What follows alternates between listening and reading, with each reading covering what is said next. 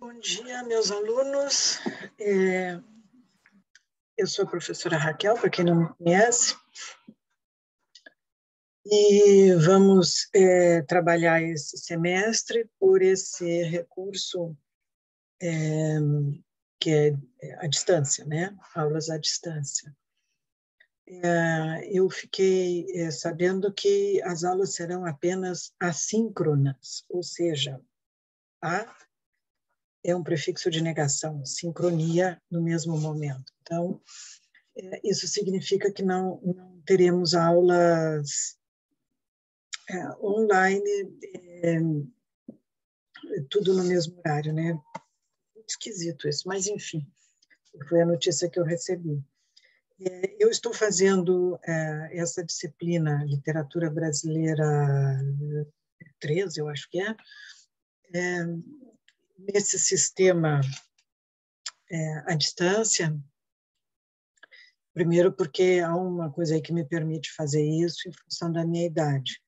E não que eu seja careca de velha, mas já tenho mais de 60, né? Então já estou na chamada melhor idade, coisa que, aliás, eu acho muito esquisito isso, né? Mas, enfim, cheguei na melhor idade. Não que as outras não tenham sido tão boas. Às vezes sim, às vezes não, a gente nunca sabe. Mas, enfim, porque eu fiquei com um probleminha, especialmente de direção à noite. Eu tenho vertigens em função dos focos de luz, né, das coisas todas, enfim, fica complicado. De maneira que eu vou dar aula para vocês nesse sistema. Então, a disciplina Literatura Brasileira 3, né? Tem um programa lá que eu já botei no AVA, que, vamos dizer assim, é um programa relativamente oficial, né? As coisas que mais ou menos a gente tem que falar dentro dessa disciplina, que tem um recorte histórico bem marcado, por sinal. Eu acho até bem interessante esse recorte histórico. Já digo para vocês, na minha opinião, é uma época na literatura brasileira, ou seja, final do século XIX, início do século XX, é passagem de século, né? E a literatura brasileira que está presente nessa disciplina como corpus, ou seja, finalzinho do século XIX, início do século XX, já é uma literatura, vamos dizer, brasileira, né? Já é uma literatura relativamente assentada como tal, né? Como brasilidade, como expressão da cultura de um povo, no caso o Brasil, que ainda é uma nação muito nova, como nação, né? Falando nas questões dos povos originários das pessoas que foram escravizadas na África e vieram à força para cá, né? Porque ninguém queria vir, não, evidentemente, mas vieram, né? Pela mão do português, né? Vieram à força para cá. Então, mas de uma certa maneira já existe essa coisa de Brasil, que hoje nós conhecemos como República Federativa do Brasil, e a literatura, como todas as artes, né, ela representa aspectos da realidade propriamente dita, né? Isso tem a ver com o conceito de ficção, naturalmente. Mas a literatura brasileira já está em andamento e tal.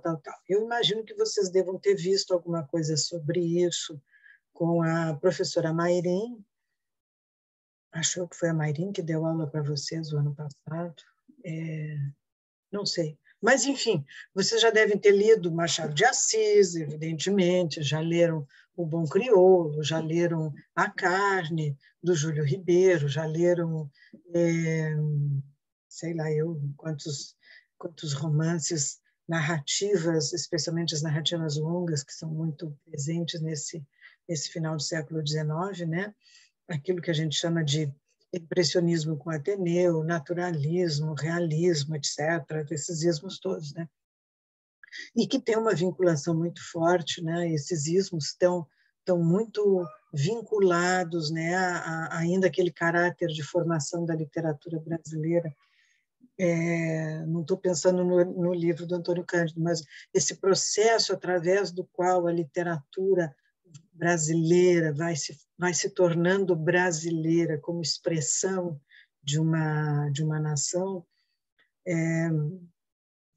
que começa basicamente no romantismo, né? Isso chega no final do século XIX, com essa literatura que eu acabei de mencionar, que eu acho que vocês já leram, né? O Cortiço, Casa de Pensão, essas narrativas todas do final do século XIX já têm, então, uma perspectiva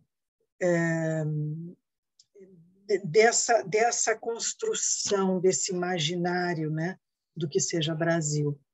Mas essa construção do imaginário do que seja Brasil sempre tem suas falhas, né? A gente sempre percebe que está faltando coisa, ou seja, há um processo de crise que é inerente a essa construção de identidade de nacionalidade brasileira no final do século XIX. E essa crise vai dar conta, né, de que a literatura, então, nesse viés do realismo, naturalismo, impressionismo, não dá conta, não torna presente mazelas dessa nação tão jovem e que precisa ser pensada, né? Então, entra aí o pré-modernismo, que é um dos recortes, né, que nós vamos trabalhar nessa literatura brasileira 3, né? E a partir daí, então, do pré-modernismo, e nós vamos ver o que significa, né? Pré é uma coisa antes do modernismo. Resta saber o que foi o modernismo, saber o que é o antes do modernismo, né? Essa expressão muito interessante, pré-modernismo. E depois nós vamos então entrar no modernismo propriamente dito, né, com a semana, o que antecede, né, o modernismo, especialmente o ano de 1917, que é sintomático. Uma coisa impressionante, assim, o ano de 1917 aconteceram várias coisas dentro do panorama da literatura, especialmente, né? E nós vamos ver como é que isso se dá, para depois, então, a gente cair na semana que é de 22, né? 1922. Já houve uma série de comemorações aí a respeito da Semana de Arte Moderna, uns ainda enaltecendo e dizendo maravilhas, cantando maravilhas em prosa e verso da Semana de 22, e outros dizendo que não foi tão importante assim, foi uma coisinha lá, um encontro entre determinadas pessoas, coisa e tal, que estavam lá fuxicando umas coisas lá e pensaram nos troços e tal, e aí fizeram aquela festa, que foi realmente uma festa no sentido dadaísta, que depois eu vou explicar para vocês o que é o dadaísmo, né? E que deu aquela coisa toda, né? A Semana de Arte Moderna. E a sequência da Semana de Arte Moderna, que é o que interessa, não é propriamente a semana, a festa, né? Aquelas 3 noites no Teatro Municipal em São Paulo, no mês de fevereiro. Aquilo foi um show, né? Um show e tal. Uma loucura, assim, total, né? Mas o que é mais importante não é isso, é o que veio depois disso, né? Então, isso, o que veio depois da Semana de Arte Moderna é que é o início do modernismo. Então, a gente vai ver até aí, mais ou menos. Quer dizer, eu acho que a gente vai parar aí pelo Manuel Bandeira, talvez algumas narrativas aí do Oswald de Andrade e do Mário, e aí a gente encerraria, né, a disciplina. E a disciplina seguinte, que é Brasileira 4, vai adiante. Aí não sei até onde vai até onde puder ir, né? Porque você sabe que a gente está com um problema de reestruturação, né, das disciplinas de literatura, enfim. Bom, esse é basicamente o programa. O que eu peço para vocês?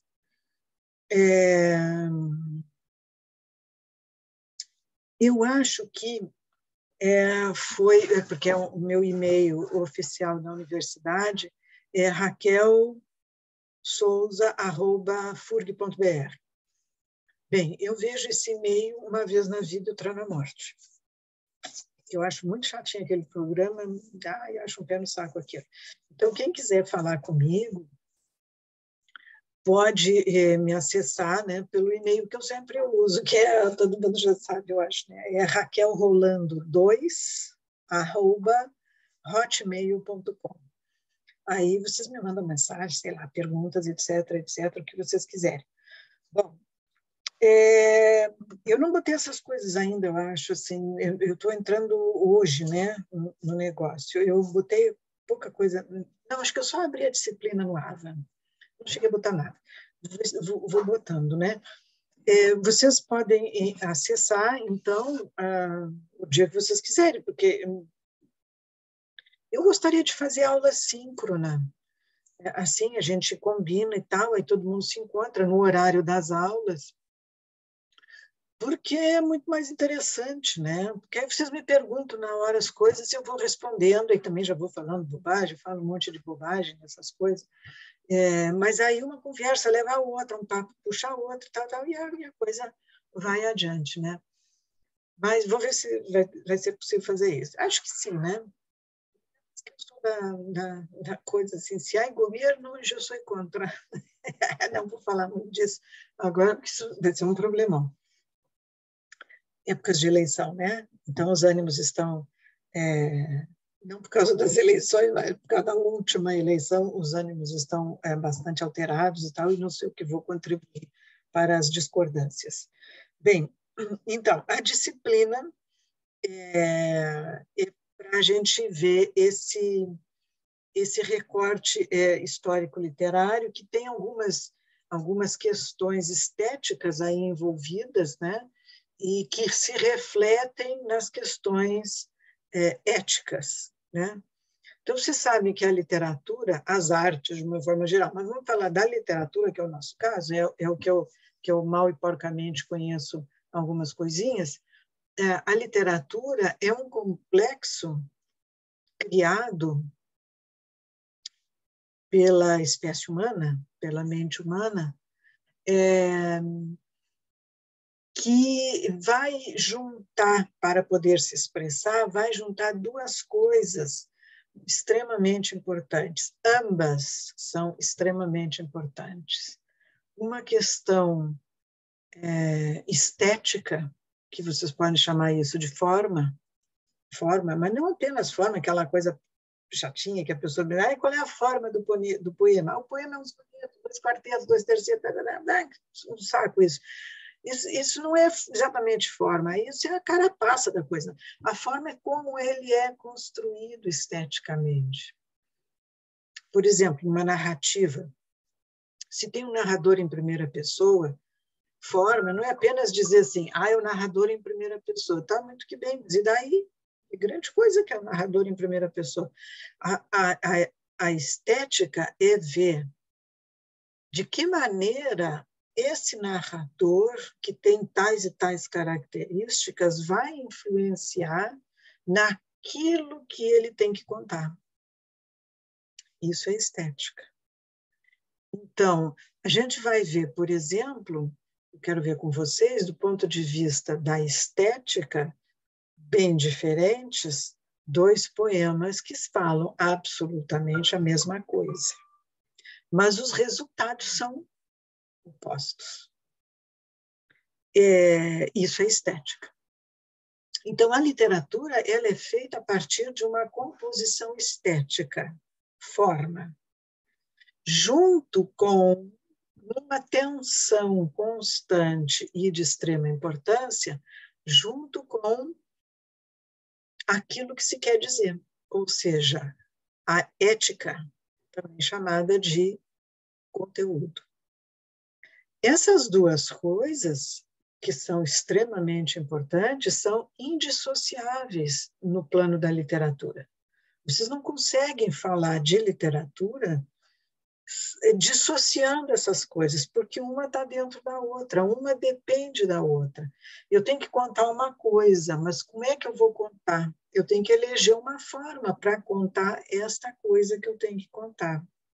E a forma pela forma, ela precisa dizer alguma coisa. Essa alguma coisa que ela precisa dizer é a ética, que tanto pode ser à esquerda, à direita, de tendências marxistas, de tendência não sei o quê, papapá, tanto faz, tanto faz. O que vocês precisam perceber é que todo texto literário, toda peça literária, qualquer que ela seja, de qualquer arquigênero, ela tem uma forma específica e diz alguma coisa específica, que pode ser agradável, desagradável, tanto faz, mas ela diz alguma coisa. Então, isso posto, eu queria dizer para vocês que essas questões estão aí nesse final do século XIX, início do século XX, chegando na Semana de Arte Moderna e o modernismo propriamente dito, vamos dizer assim, os anos 30. Aí depois tem algumas contextualizações que isso vai ficar a cargo para a sequência na disciplina, né? E isso é disso que nós vamos falar. Então, como é que eu estou pensando em fazer? Eu acho que eu não botei ainda eu acho, não tenho certeza, não botei ainda os textos que eu gostaria de trabalhar com vocês, mas são textos que vocês conhecem, já ouviram falar e são de domínio público. O que significa ser de domínio público? Não se paga mais direitos autorais para os autores, que naturalmente já estão todos mortos, né? Nós vamos trabalhar só com gente morta. Gente viva, não vamos trabalhar. Só com morto. O morto tem essa vantagem, né? Não contesta. Está morto, não fala mais nada. Mas nós vamos trabalhar, então, com textos de domínio público e que vocês encontram facilmente por aí. Então, eventualmente, eu vou botar algum texto lá para vocês, né, para a gente conversar, e etc, etc. Então, sobre leituras paralelas, eu vou indicando, né, vou me lembrando, vou indicando para vocês, porque tem muita coisa, né, muita coisa para a gente trabalhar, né, muita coisa já publicada sobre a literatura desse momento aí que eu estou estabelecendo com vocês, né, final do século XIX, início do século XX, mas vou fazer uma ressalva. O final do século XIX, ele é muito heterogêneo, extremamente heterogêneo, né? Então, cada um vai para um lado e tal, e tem ismos para tudo quanto é tipo e gosto, né? Tem realismo, naturalismo, impressionismo, cientificismo, tereré, um monte de ismos. E tem também parnasianismo e simbolismo e cientificismo. E esses três ismos aqui que eu estou falando para vocês são ligados à poesia, não são ligados à narrativa, são ligados à poesia. E é um período interessante de se pensar esse início do século, o final do século XIX, dentro da literatura, em que há uma espécie de independência entre os arquigêneros. Existem questões estéticas e teórico-estéticas, etc., né? e também de temas que são predominantemente da narrativa e outras predominantemente da poesia. Então, esses dois arquigêneros, né, o gênero narrativo e o gênero poético, eles se separam um pouco, né? É muito curioso isso. Mas tem casos de exceção, né? Como sempre. Por exemplo, estou me lembrando agora do Cruz de Souza. O Cruz de Souza tem uma poesia muito linda, depois eu vou ler alguns poemas dele para vocês. Ele tem uma poesia muito linda, muito, muito forte, de caráter simbolista, de origem francesa e etc. Eu vou explicar isso tudo com calma, não se preocupe. E, ao mesmo tempo, ele é um dos introdutores ou dos cultuadores ou dos grandes realizadores do chamado poema em prosa. E o poema em prosa é, basicamente, juntar duas coisas que até então, aparentemente, eram vistas de maneira distintas, né? A prosa de ficção e a poesia, como se fossem coisas muito distantes, né? E o que faz o Cruz de Souza? Ele não tira só da cacholinha dele, ele tira muita coisa da cacholinha dele, porque ele era um poeta muito inteligente. A pessoa, não sei, que eu não conheci, mas a poesia dele, a obra poética dele é uma obra muito inteligente. Mas ele não tira tudo da cabecinha dele, né? Ele vai atrás é um momento muito grande da poesia francesa, e ele vai atrás da poesia francesa. E vai cultuar aqui, então, o chamado poema em prosa, que vocês vão conhecer já no século XX, o famoso poema em prosa, um grande poeta que vai fazer isso maravilhosamente bem, que, aliás, poesia em prosa tem seus percalços, né? Tem suas imensas dificuldades, né? Mas eu estava me referindo a Mário Quintana. Mário Quintana é um belo poeta que vai fazer isso. Tem um outro poeta gaúcho que também fez isso muito bem, e pouco é falado, que é uma lástima, eu gosto muito dele, que se chama Augusto Maia. E o Augusto Maia tem uma série de poemas em prosa que são, gente, de uma beleza assim, estonteante. Então, apesar de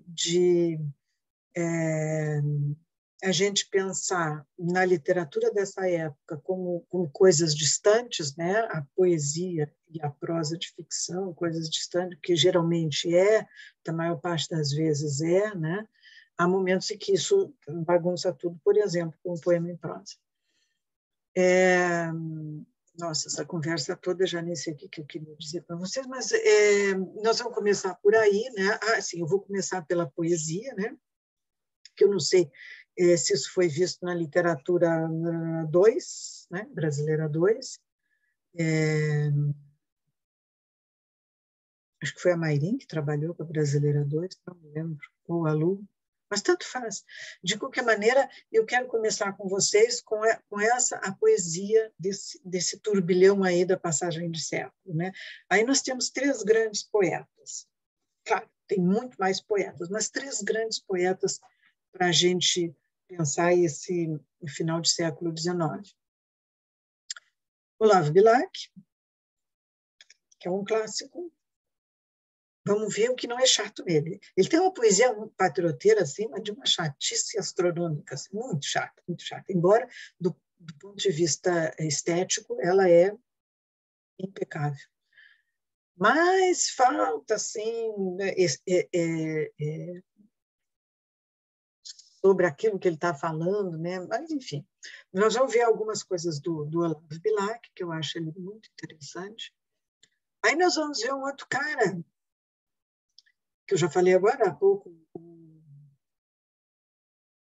esqueci o nome dele.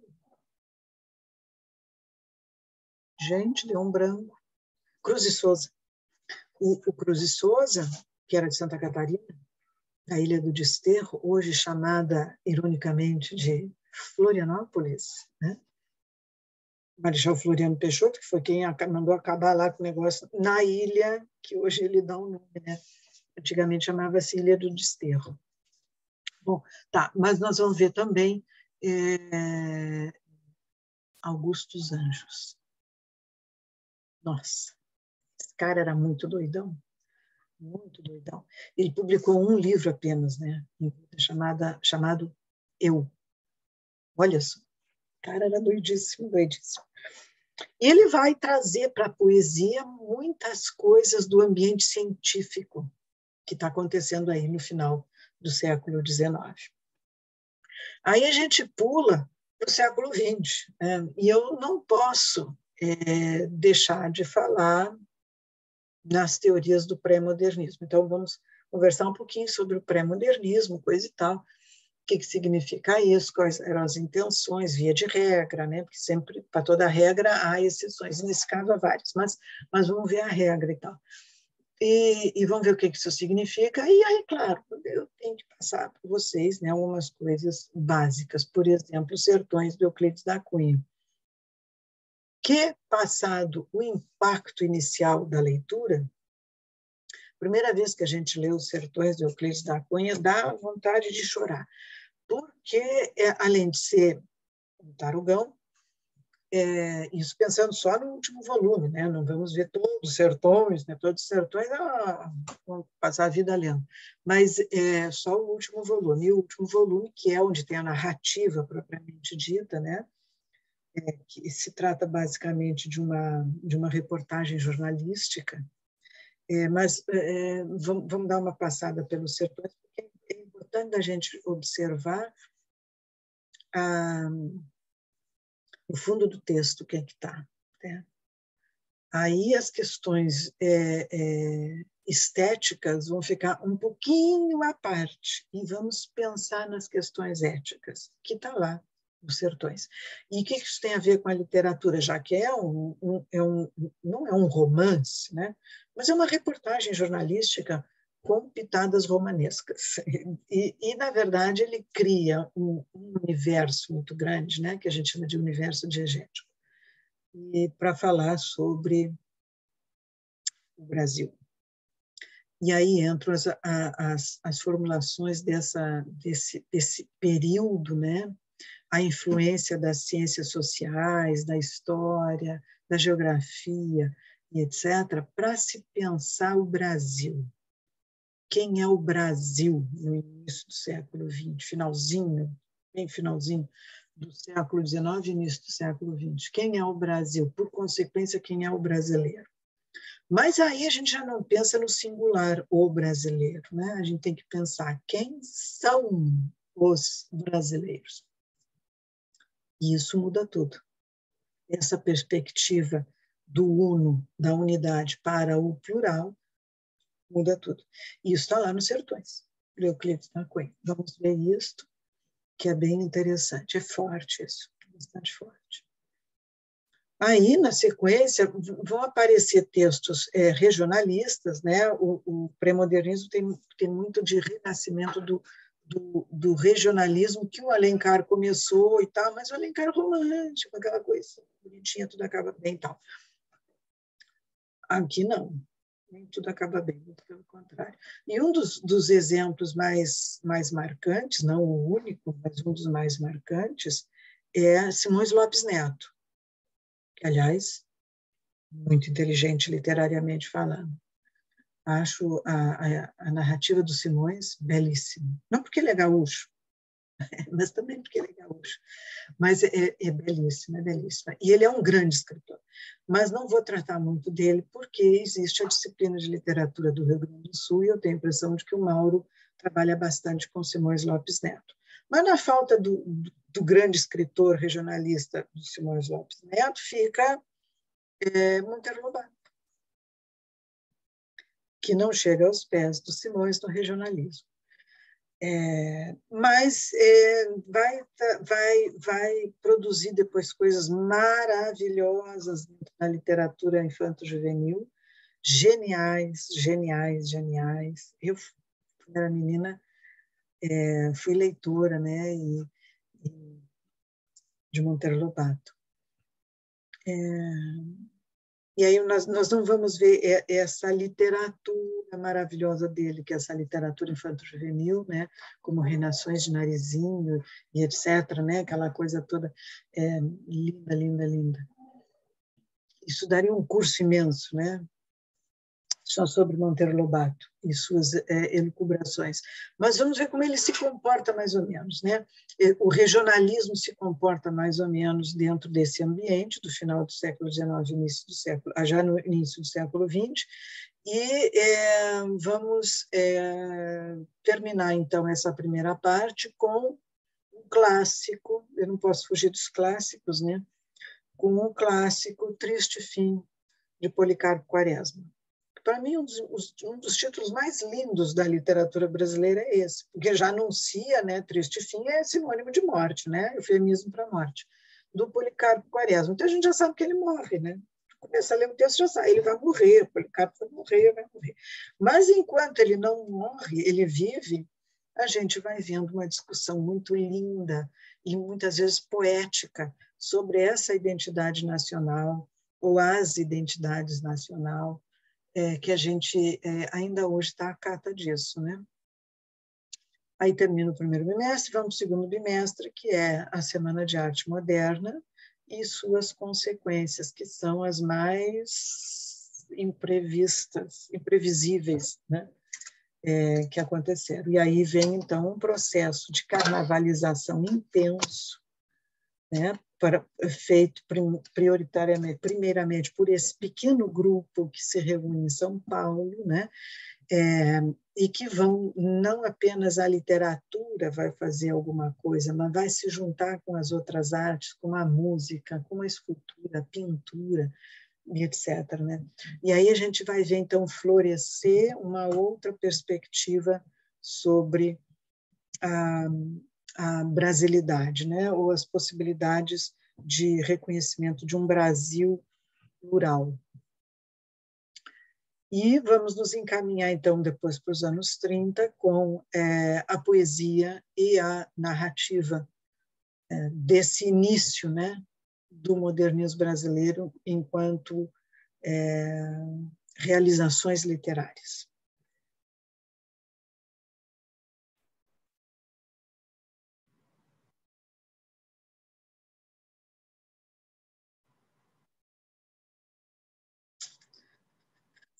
Ai, ai,